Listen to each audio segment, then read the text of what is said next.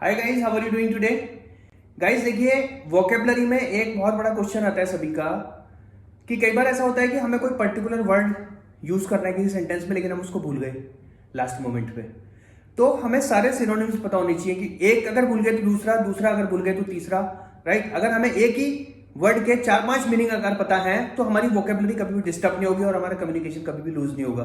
तो आज हम ऐसा तरीका वोकेबलरी का शुरू कर रहे हैं जिसमें आप एक वर्ड अगर सीख गए तो उसके साथ साथ आप पूरे के पूरे उसके सिनोनिम्स सीख जाएंगे, पूरे के पूरे उसके एंटोनिम्स सीख जाएंगे, राइट? तो आपको कहीं भी किसी भी तरह से अगर यूज करना है तो कहीं भी प्रॉब्लम नहीं आएगी। Let's begin. देखिए, हम वर्ड यहां पे लेते हैं एबिलिटी।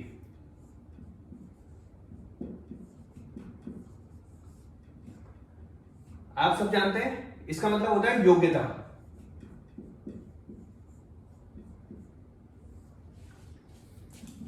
अब देखिए, हम इसके सिनोनिम्स की बात करेंगे। एबिलिटी, एबिलिटी के सिनोनिम्स क्या हो गए? कैपेसिटी,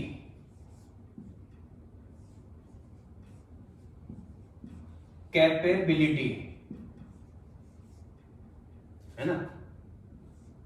कॉम्पिटेंस,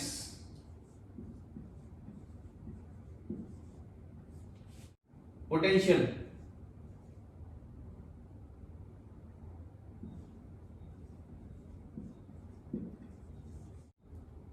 कैलिबर,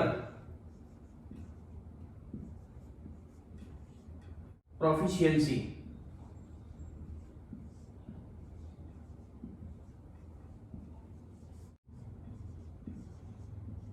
टैलेंट और स्किल। अब देखिए गाइस, एक वर्ड है एबिलिटी। एबिलिटी का मतलब होता है योग्यता। इसके सारे सिनोनिम्स हैं: capacity, capability, calibre, talent, competency, potential, proficiency और स्किल। अगर आप इनमें से कोई सा भी वर्ड एक दूसरे की जगह यूज करना चाहें तो यूज कर। मैं आपको इसमें एक सेंटेंस बना के एक्सप्लेन करता हूं। देखिए, आई नो हिज एबिलिटी। इस सेंटेंस का मतलब जैसा आप जानते हैं, देखिए प्रेजेंट इंडेफिनिट का टेंस का सेंटेंस है। आई नो हिज एबिलिटी, मुझे उसकी योग्यता पता है। अब इस एबिलिटी की जगह हम लोग कोई सा भी वर्ड लगा सकते हैं। I know his capability, correct. I know his capacity, correct. I know his calibre, correct. I know his talent, correct. I know his competence, correct. I know his potential, correct. I know his proficiency, correct. I know his skill, correct. तो देखिए, एक word से सारे word समझ में आ गए आपको। अब आपको ये सारे के सारे मेमोराइज एक साथ अगर आप कर लेंगे तो ये सारा एक ग्रुप हो गया एक साथ, है ना? तो कोई सा भी वर्ड कहीं पर भी आप यूज कर सकते हैं। अब हम इनके अपोजिट वर्ड की बात करते हैं। एबिलिटी के ये 4 एंटोनिम्स होते हैं। इनको एंटोनिम्स भी कहते हैं और अपोजिट वर्ड भी कहते हैं। Inability,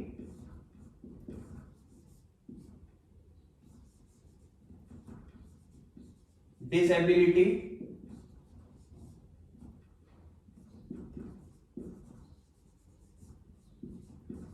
incompetence, incapability.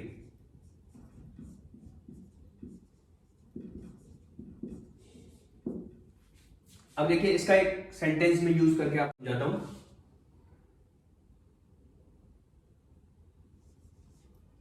We lost the match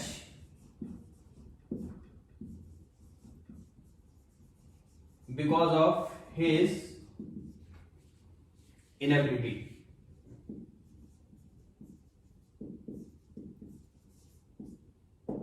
इस सेंटेंस का मतलब, वी लॉस्ट द मैच, हम मैच हार गए बिकॉज ऑफ हिज इनएबिलिटी, उसकी इनएबिलिटी के कारण हम मैच हार गए। पास्ट इंडेफिनिट का ये सेंटेंस है। अब देखिए, जैसे कभी भी कोई मैच होता है ना, तो दिस इज जस्ट बहुत ही एक जनरल इंसिडेंट होता है कि किसी एक के ऊपर ब्लेम हम लोग जब करते हैं, तो ये इनेबिलिटी का यहां पे यूज हुआ है। इनेबिलिटी की जगह आप कोई सा भी वर्ड इसमें डाल सकते हैं, जैसे we lost the match because of his disability. We lost the match because of his incompetence. We lost the match because of his incapability. तो ये चारों के चारों वर्ड आप याद रखिएगा, इनएबिलिटी, डिसेबिलिटी, इनकॉम्पिटेंस और इनकैपेबिलिटी। ये चारों के चारों वर्ड एबिलिटी के एंटोनिम्स या अपोजिट वर्ड है। अब देखिए गाइस, नेक्स्ट वर्ड हम लेते हैं एब्रीविएट।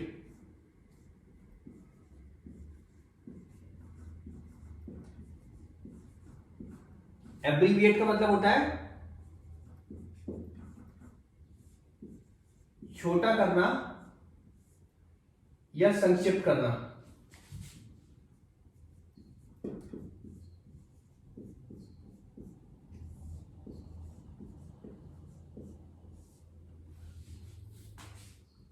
अब देखिए इसके सिनोनिम्स कौन कौन से होते हैं? शॉर्टन, रिड्यूस,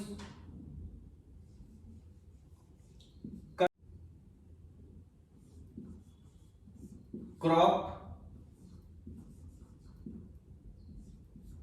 एडिट,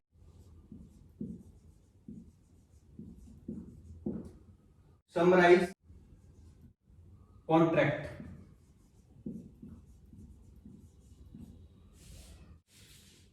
श्रिंक,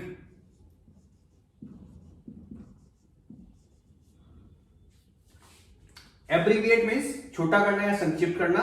ये इसके सब सिनोनिम्स हैं, shorten, reduce, cut, shrink, crop, edit, summarise, contract.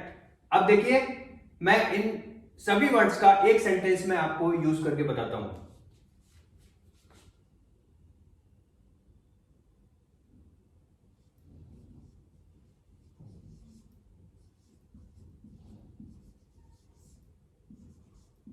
The essay was long, so I abbreviated.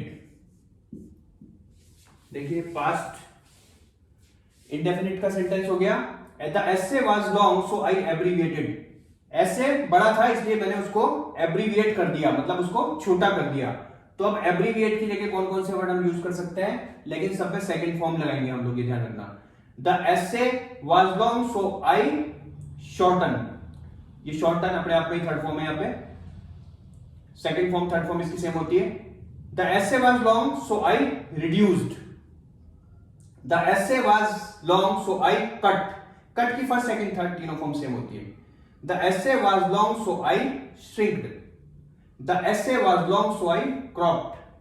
The essay was long, so I edited. The essay was long, so I summarized. The essay was long, so I contracted. अब देखिए आपने केवल abbreviate word याद किया, उसके साथ साथ आपके 8 वर्ड और याद हो गए। अब हम इनके एंटोनिम्स के बारे में बात करेंगे। गाइस, एब्रीविएट के ये 4 अपोजिट वर्ड्स होते हैं। एनलार्ज मीन्स इंक्रीज करना, इंक्रीज,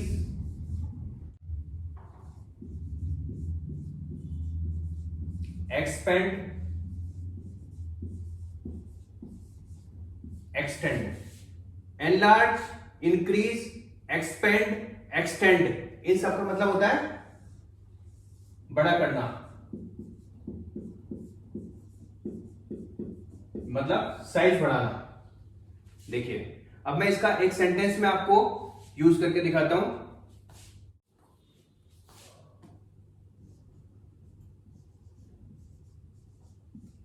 आई वॉन्ट टू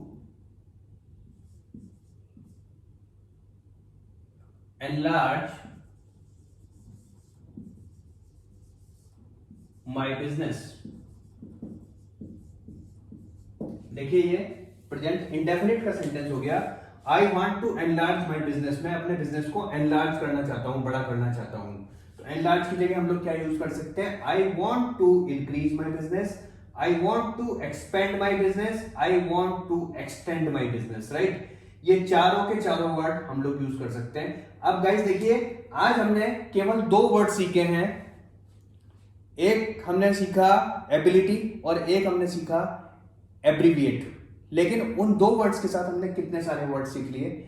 आपको अभी क्या करना है, इनमें जितने भी सिनोनिम्स, जितने भी एंटोनिम्स हमने आपको अभी सिखाए हैं, हमने डिस्कस किए, सबके कम से कम 4-4, 5-5 डिफरेंट टाइप के डिफरेंट टेंसेस के सेंटेंसेस बनाने और उनको मिरर के सामने आपको प्रैक्टिस करना है। अगर वीडियो आपको अच्छी लगी प्लीज लाइक कीजिए, शेयर कीजिए, सब्सक्राइब कीजिए और कमेंट बॉक्स में कमेंट करके बताइए आपको वीडियो कैसी लगी। Thank you very much.